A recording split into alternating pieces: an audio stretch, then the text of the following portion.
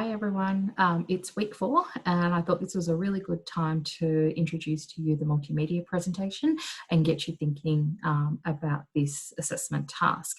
So I thought I'd put this little video together just to run through some of the small changes that we've made to the assessment task based on the move to online learning for this semester, and give you some tips and tricks to things to think about as you start to undertake this particular assignment. So, as you should be aware, if you've looked at the instructions that are on LMS, this is worth 30% of your overall mark. And you may have noticed by now that I have also changed the due date for this assessment. So the new due date for this particular assessment will be Thursday the 30th of April at 12 noon. So I have pushed this back a week and a few days to account for that pause in teaching that we had not last week, the week before. So the task for you guys is to actually undertake an online visit of a healthcare agency or an organisation. In the original version of this assessment, you could have looked at sort of any local organisation or state-based organisation and conducted a physical visit. However, with the current government restrictions on isolation and quarantining and social distancing, that's not possible. And so what we're asking you to do is a fully online visit to a set of organisations that we have compiled, and you'll just need to pick one of those. So once you've done the site visit, you'll then be required to develop and submit a multimedia presentation based on that information that you have actually collected. So some of you might be wondering, why are you doing a multimedia presentation? How is this going to help me? What's the point of doing this? And so by now, all of you have done a more traditional style of presentation where you actually stand up in front of a class, you have your PowerPoint, you have some notes, and you talk to an audience. And you'll get lots more experience of that probably throughout your course as well. What we're doing here is getting you to think about another way of presenting information to an audience, and certainly developing some technology skills in being able to actually deliver information. And I think if you look at many of the disciplines in this subject, their competencies will talk about the ability to use technology and also the ability to deliver information to a wide range of audience. And so that's partly why we want to, you to have this sort of experience and develop some of those skills. So many of you are working through the online materials. You come to class and we talk about concepts like, public health values, equity, social justice. We talked this week about vulnerable groups.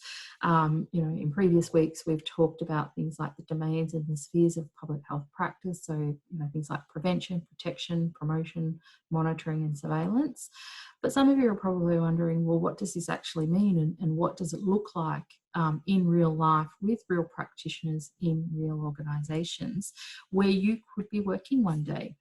And so part of this getting you to do this presentation is to give you an opportunity to actually see what these principles look like in practice with real people in real organisations working with real patients and real community members. So it's a chance for you to see that, to get some better understanding about what that looks like in practice, and to engage in the technology as well. And so what you will need to do, the other reason why we are also getting you to look at this, particularly for Bachelor of Health Science students, is preparation for field experience. So Bachelor of Health Science students, you will need to identify an organisation where you would like to undertake your field experience in third year. And so this assessment allows you to go and have a look at some examples of the types of organisations where you might end up doing your field placement and then ultimately end up working. The other reason we've done this assessment is to help you to achieve these, subject intended learning outcomes. So this subject and the assessments are leading towards you achieving these outcomes.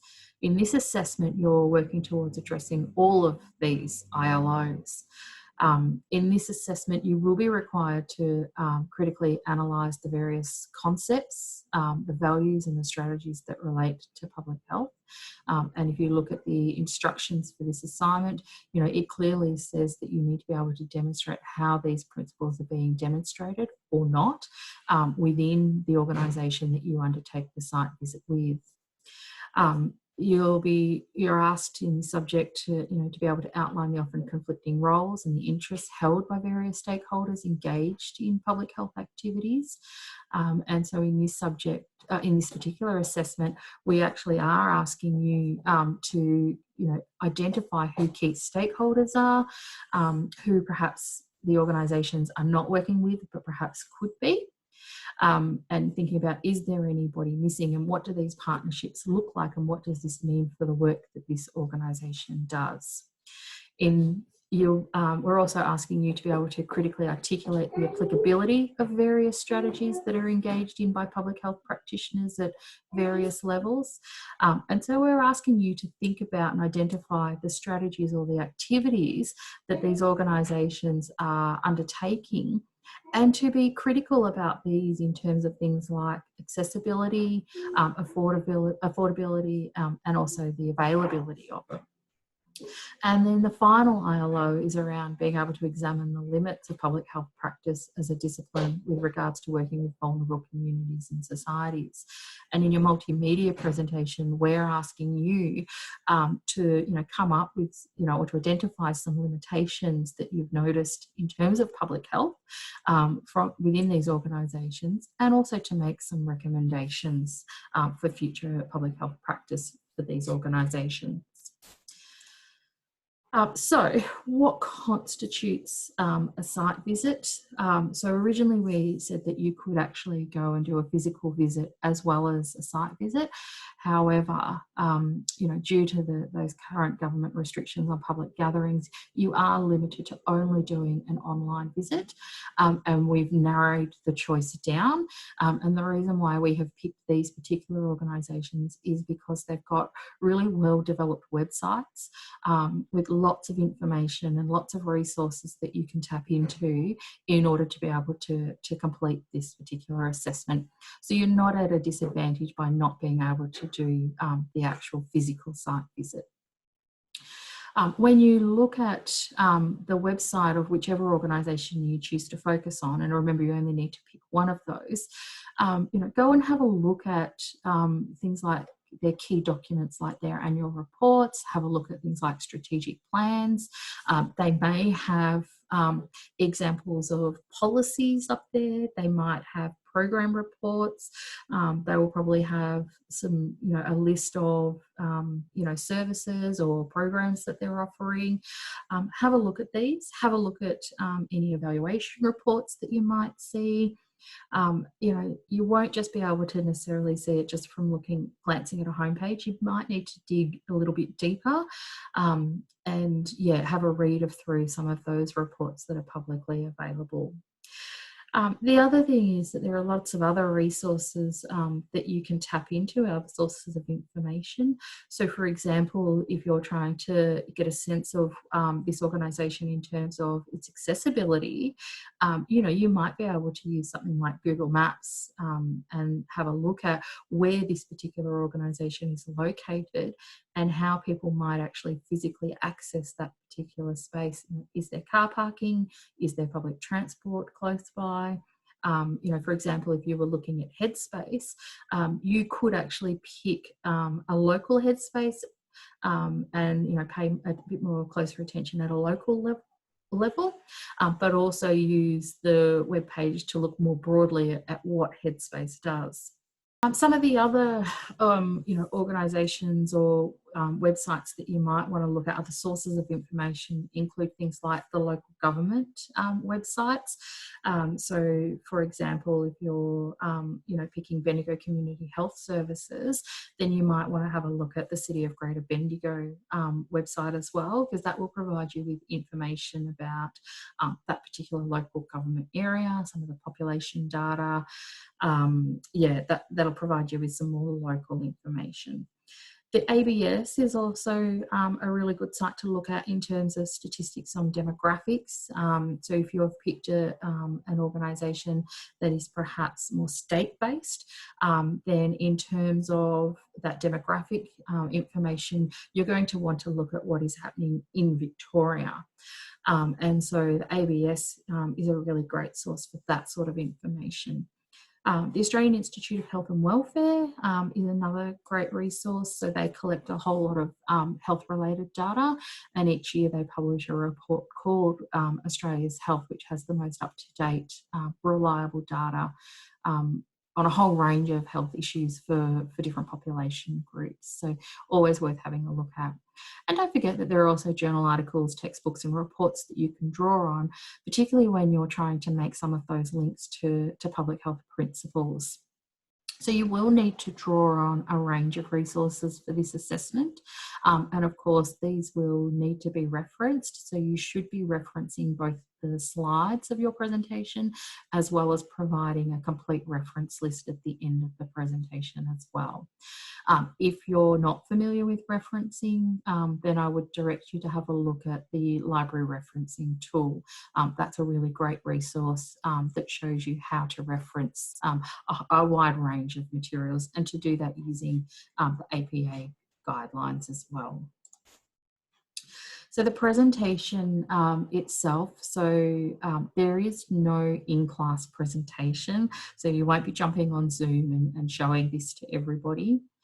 You know, we won't be collecting these and putting them up on display on LMS for other people to watch. You will, you know, put together the presentation, you'll upload it to LMS, and the only people who will have access to it is your facilitator and the other facilitators for moderation purposes. So we don't make these available to other students to look at. However, we may come back and ask you for permission to use yours as an example for the following year. Because this is a multimedia presentation, so multi meaning more than one, you are required to use things like video, photo, animations. You can use sound clips, and you must have a voiceover. So just like in this little video, you can see that I've got some slides and you can hear my voice and see me up in the top corner. When you're doing your presentation, you must have some sort of visual, so slides or whatever that video, whatever that might look like, and you must have a voiceover. Don't necessarily have to have your face on the screen, as long as we can hear you and that audio is really clear, and you've got some sort of visual, then that would constitute a multimedia presentation.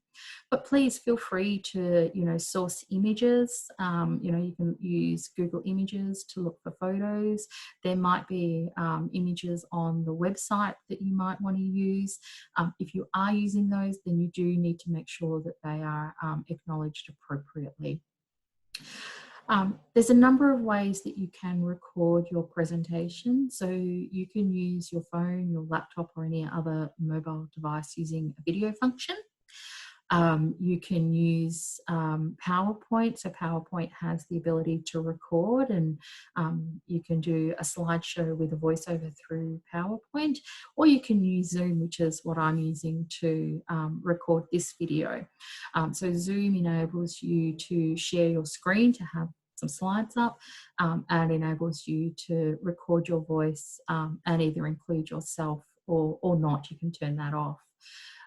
So that's Zoom's a great way to, and a really easy way to record this.